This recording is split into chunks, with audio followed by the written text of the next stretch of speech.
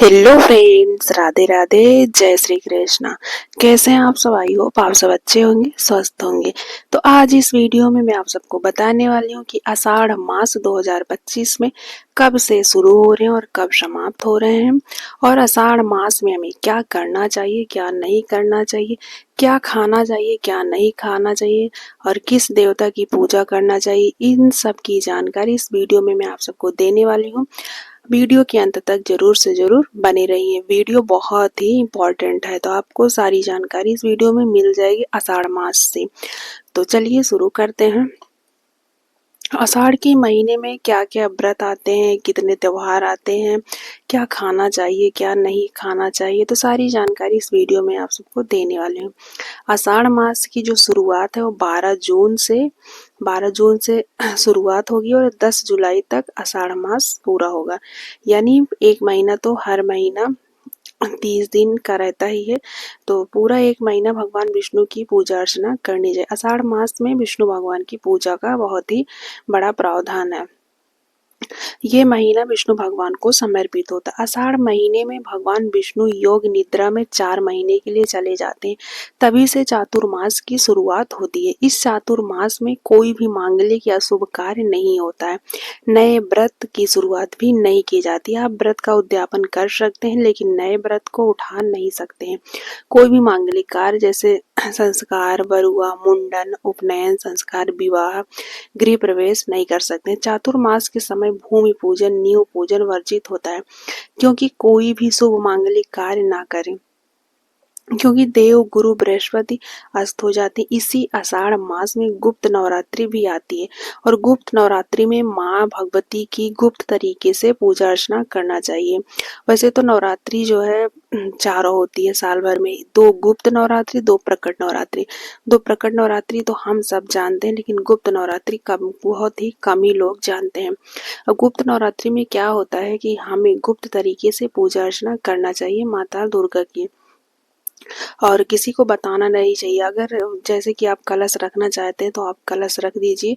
अगर आप ज्वारे बोएंगे या फिर कलश भी रखेंगे तो सब लोग, कोई भी घर में आया तो देख लिया तो पूछेगा, सवाल करेगा, तो आपको बताना पड़ेगा। तो इससे अच्छा है आप कलश ना रखें। बिना कलश रखे अखंड ज्योति रखे, बिना ज्वारे की गुप्त तरीके से दुर्गा सप्तशती, बिना किसी को बताए, बिना कोई जान ना पाए, ऐसे आपको पूजा करना है गुप्त तरीके से कि कोई जान ना पाए। और गुप्त नवरात्रि में क्या होता है कि जो प्रकट नवरात्रि होती है उससे ज्यादा फलित गुप्त नवरात्रि होती है, लेकिन फलित तब होता है जब गुप्त तरीके से पूजा अर्चना किया जाता है। तो इस जो है आषाढ़ मास में है, ये आषाढ़ मास में गुप्त नवरात्रि भी आती है, और इस गुप्त नवरात्रि के ऊपर मैं वीडियो बना दूंगी, और पूजा अर्चना कैसे करना है विधिवत में वीडियो डाल दूंगी, आप लोग देख लीजिएगा। तो आषाढ़ मास में बहुत सारे व्रत त्योहार आते हैं, गुप्त नवरात्रि भी आती है, तो किसी को इसमें बताया नहीं जाता है। गुप्त नवरात्रि में तब पूजा अर्चना गुप्त तरीके से किया जाता है। और कुछ लोग शीतला सप्तमी का व्रत भी रख रहे हैं। तो व्रत जो है शीतला सप्तमी का चैत्र मास से लगातार जो महिलाएं बहनें चैत्र मास में स्टार्ट करके शीतला सप्तमी का व्रत कर रही हैं, तो आषाढ़ के महीने में समापन भी होता है। और किसी किसी के घर आषाढ़ महीने में समापन होता है शीतला सप्तमी का, और किसी किसी के घर जो है सावन में शीतला सप्तमी का समापन होता है। तो जैसे आपके घर में होता होगा, आषाढ़ के महीने में समापन हो रहा है तो वो देख लीजिएगा, और श्रावण के महीने में शीतला सप्तमी का समापन होता है तो वो देख लीजिएगा। तो जैसे आपके घर में हो रहा हो वैसे करिएगा। तो वर्षा ऋतु का प्रारंभ आषाढ़ महीने में हो जाता है। तो इस समय क्या क्या नहीं खाना चाहिए। पानी पीते समय हमें जो है, जैसे कि ये बारिश का मौसम है तो पानी थोड़ा गंदा आता है, तो हो सके तो बच्चों और वृद्धों को जो है पानी बॉयल करके दें, क्योंकि आषाढ़ के महीने में पानी थोड़ा कम सही आता है। और नहीं तो आप थोड़ा सा स्वच्छता का विशेष ध्यान रखना चाहिए इस महीने में पानी का खासकर। और सेकंड है, इस महीने में बेल का फल नहीं खाना चाहिए। आषाढ़ के महीने में आपको बेल खाना नहीं चाहिए, और ये कोई तर्क नहीं है, ज्योतिषी तर्क नहीं है कि बेल ना खाएं या फिर जो भी है और इस महीने में बैगन भी नहीं खाना चाहिए। बैगन, करेला आषाढ़ महीने में नहीं खाना चाहिए। इसलिए नहीं खाना चाहिए कि इस महीने में कीड़े पड़ जाते हैं ज़्यादा, जो कि आपकी सेहत के लिए फ़ायदेमंद नहीं होता है। तो उस सेहत को ध्यान में रखते हुए ये चीज़ें बताई गई हैं। ये नहीं है कि ज्योतिषी तर्क है, ये आपकी सेहत को ध्यान में रखती हुए बताई गई हैं। और आषाढ़ महीने में बारिश का मौसम भी मतलब स्टार्ट हो जाता है। काफ़ी कहीं-कहीं पर ज़्यादा बारिश होती है, कहीं-कहीं पर कम बारिश होती है। तो इस महीने में पेड़-पौधे भी लगाना चाहिए। वृक्षारोपण के लिए आषाढ़ का महीना सर्वोत्तम होता है। और इस महीने में छाता, चप्पल, खड़ाऊँ का दान अवश्य ही करना चाहिए। वर्षा ऋतु में बाहर की चीज़ें ना खाएँ, वरना आपकी सेहत खराब हो जाएगी।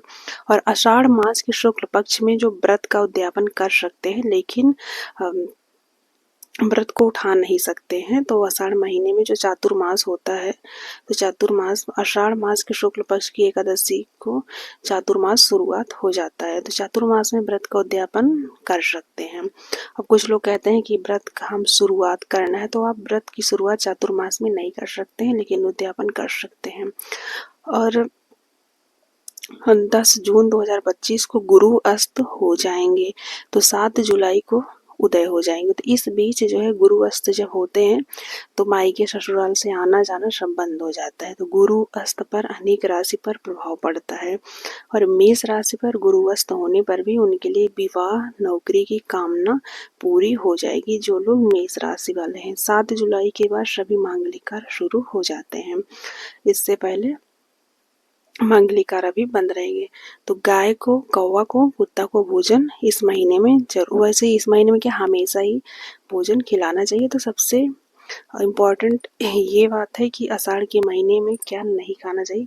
तो आषाढ़ के महीने में करेला और बैगन को ध्यान में रखते हैं, और बेल भी नहीं खाना चाहिए। तो इन चीज़ों का आपको खासकर ध्यान रखना है कि ये चीज़ें नहीं खाना चाहिए। और चातुर्मास है, ये आषाढ़ के महीने में चातुर्मास का स्टार्ट हो जाता है, और जो कि हमारे भगवान विष्णु 4 महीने के लिए योग निद्रा में चले जाते हैं। तो इस समय हमें विष्णु भगवान की विशेष पूजा अर्चना करना चाहिए। इसके बाद आता है श्रावण।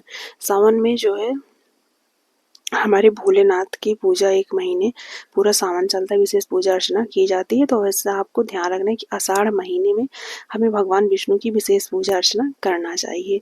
तो आषाढ़ महीना जो विष्णु भगवान को समर्पित होता है। और आषाढ़ महीना जो है 12 जून से शुरू होगा और 10 जुलाई तक आषाढ़ महीने का पूरा चलेगा। तो आप लोग ध्यान रखिए कि आषाढ़ महीने में क्या करना चाहिए, क्या नहीं करना चाहिए। और बारिश का मौसम है, थोड़ा अपने सेहत का, खान पीन का, स्वच्छता का विशेष ध्यान रखना है आपको। तो आषाढ़ महीने में विष्णु भगवान की विशेष पूजा अर्चना करिए, उनकी असीम कृपा प्राप्त करिए। और जो है इसका स्टार्ट होगा आषाढ़ महीने का 12 जून से और 10 जुलाई तक चलेगा। तो फ्रेंड्स, मैंने आषाढ़ मास के बारे में आप सबको बता दिया है। इस महीने में शीतला सप्तमी का व्रत जो कर रहे हैं वो भी समाप्त हो जाएगा। तो मिलते हैं नेक्स्ट वीडियो में। राधे राधे, जय श्री कृष्ण।